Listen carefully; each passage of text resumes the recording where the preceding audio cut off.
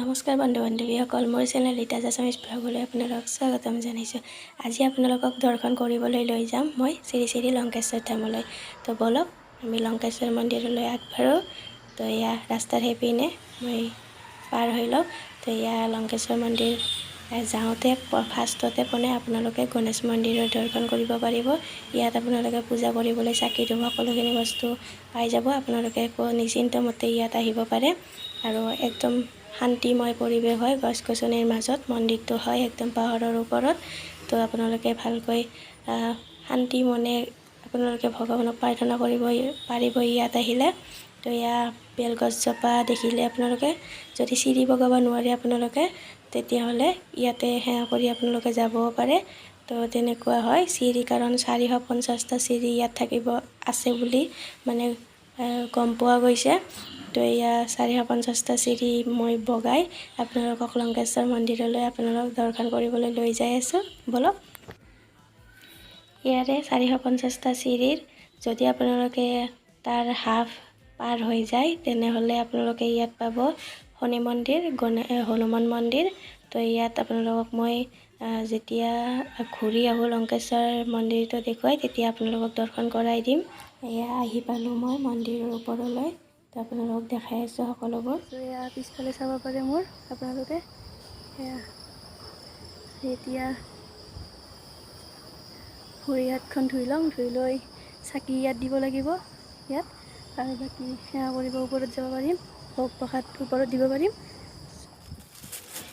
এয়া বলক এতিয়া চাকি ধূপখিনি জ্বলাই লওঁ।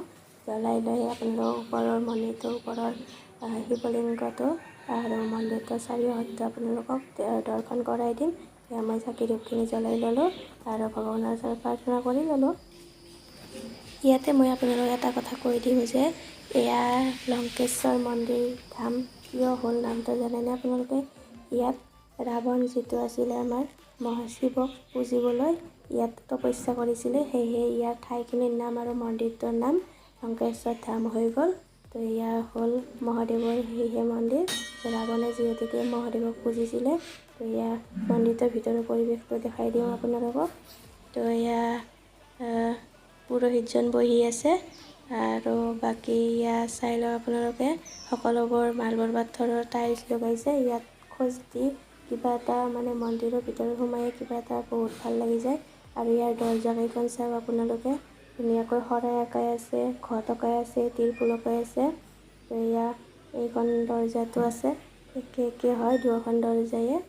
তো এয়া মন্দিৰটোৰ ভিতৰত যেতিয়া সোমাব আপোনালোকে তাৰে ওপৰৰ পিনে চালে এনেকুৱাকৈ দেখিব। আৰু বাহিৰ পিনে দেখাই দিওঁ আপোনালোকক এবাৰ, ধুনীয়া সেউজীয়া পৰিৱেশ আছে আৰু বাহিৰ পিনে এনেকুৱা হয়। তো ইয়াত পানীৰ আপোনালোকে একো অভাৱ নাপায়, পানীও পাই যাব আপোনালোকে। সকলোবোৰ নৈ বাট লৈ গ'লে কল আদি সকলোবোৰ এইবোৰ ধুবলৈ আপোনালোকে সকলোবোৰ পানী ইয়াত ব্যৱস্থা কৰাই আছে। তো ইয়াত দেখিছেনে ধুনীয়া ধুনীয়া ডাঙৰ ডাঙৰ শিল আছে। তো এয়া মন্দিৰটোৰ পিছপিনে আপোনালোকক দেখাই দি আছোঁ মই এবাৰ। আৰু এয়া নন্দী কিজানি মহাদেৱৰ সাৰথি। তো এয়া ভিতৰলৈ আপোনালোক লৈ যাই আছোঁ বলক বাহিৰৰ পিনৰ পৰা। এয়া দেখিছেনে আপোনালোকে এইটো ইমান ডাঙৰ শিৱলিংগটো। এয়া ইয়াত মাহঁতে প্ৰসাদ যোগাৰ কৰি আছিলে। তো তেনে সময়ত মই ভিডিঅ' এটা কৰি থৈ দিছিলোঁ। তো আপোনালোকে এইখিনিও চাই লওক। আৰু এটা কথা কৈ দিওঁ আপোনালোকক যে ইয়াত প্ৰসাদ ভোগ, কেঁচা ভোগ যিটো আপোনালোকে লৈ যায় সকলোবোৰৰ বাবে বাচন বৰ্তন ইয়াতে থাকে, কেৱল আপোনালোকে যোগাৰটো লৈ যাব লাগে। আৰু ইয়াত শিৱলিংগৰ বাবে আপোনালোকে ফুল বেলপাত নিব নাপাহৰিব। তো ইয়াত আৰু ইয়াত আপোনালোকে পানী ঢালিব পাৰিব। তো পানীও থাকে ইয়াত। তো আপোনালোকে এয়া চাই লওক। আৰু আমি এয়া প্ৰসাদ কেঁচা ভোগ এইবোৰ আগবঢ়াই আমি পুৰোহিতৰ পৰা সেৱা লয় তাৰ পৰা ভোগ প্ৰসাদ খাই আহিলোঁ। আৰু আহি আপোনালোকক এইটো শনি মন্দিৰৰ দৰ্শনটো কৰাই আপোনালোকক এয়া ভিডিঅ'টো সমাপ্ত কৰিম। তো এয়া শনি মন্দিৰটোলৈ যাই আছোঁ। তো বলক শনি মন্দিৰটোৰ আপোনালোকক দৰ্শন কৰাই দিওঁ, লগতে ময়ো দৰ্শন হৈ লওঁ। এয়া শনি মন্দিৰটো এনেকুৱা চাৰিওপিনে। তো এইটো হ'ল শনি মন্দিৰটো। তো তো য'ত আপোনালোকে শনিবাৰেও যাব পাৰিব আৰু বেলেগ বাৰেও যাব পাৰিব, অনবৰতে খোলা থাকে। তো আপোনালোকৰ একো প্ৰব্লেম নাই। চাকি ধূপ কিন্তু আপোনালোকে তলৰ পৰাই লৈ আহিব লাগিব। আৰু এইপিনেৰে গ'লে আমি পাম হনুমান মন্দিৰটো, যিটো মন্দিৰৰ মূৰ্তিটো ইমান ডাঙৰ যে আজিলৈ ক'তো দেখা নাই তেনেকুৱা মন্দিৰৰ মূৰ্তি।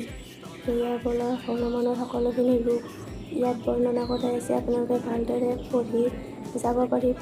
ইয়াৰ ফলত মই আপোনালোকক ওপৰলৈ লৈ যাওঁ। আকৌ সকলোতে আপোনালোকে চিৰি বগাব লাগিব, কাৰণ ইয়াত পাহাৰৰ ওপৰৰ মন্দিৰ হয় যিহেতুকে ইয়াত আপোনালোকে চিৰি পাবয়ে, প্লেন ঠাই তেনেকৈ নাই।